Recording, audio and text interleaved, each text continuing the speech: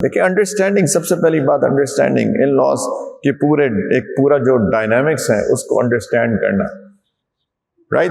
دو families آتی ہیں، اگر آپ ساتھ نہ بھی رہیں اسٹل رائٹ، میری بیوی میری وائف کے پیرنٹس ہیں، ان کے لیے میرے پیرنٹس ہیں، تو ایک ڈائنامکس تو ہے، ایک سوشل ڈائنامکس ہے یہاں پر.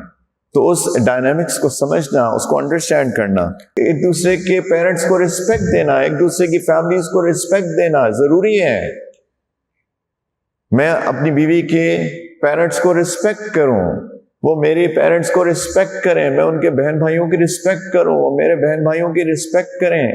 یہ لازم ہے ایک اچھے میرے اور میری وائف کے درمیان ایک اچھے ریلیشن شپ کے لیے. دونوں ایک دوسرے کی فیملیز کو رسپیکٹ کریں. ایک باؤنڈریز ہماری بہت کلیئر ہونی چاہیے کہ ہاں ہماری باؤنڈریز ہے. ایک میوچول افیکٹو کمیونیکیشن کے بعد ایک باؤنڈری سیٹ کریں. مثال کے طور پہ میں اور میری وائف چاہتے ہیں ہمارے بچوں کی دینی ایجوکیشن ہو، لیکن میرے دادا جو ہے وہ بالکل دیندار نہیں ہے فار ایگزامپل.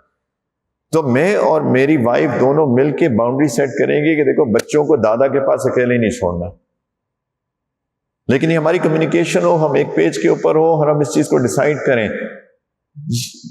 یہ نہ ہو کہ کیوں نہیں میرے دادا ہیں یا وہ کہ میرے نانا ہیں، کیوں نہیں کر سکتے، ایسے کیوں نہیں ہو سکتا.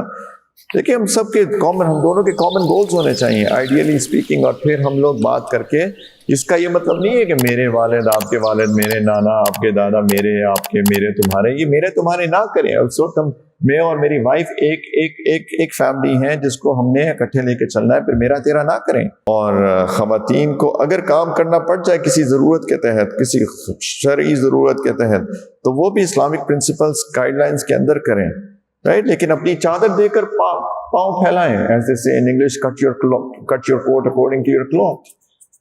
اپنی چادر دے کر پاؤں پھیلائیں. مجھے کیوں چلانی ہے بی ایم ڈبلیو اور مرسیڈیز جبکہ میں نہیں افورڈ کر سکتا؟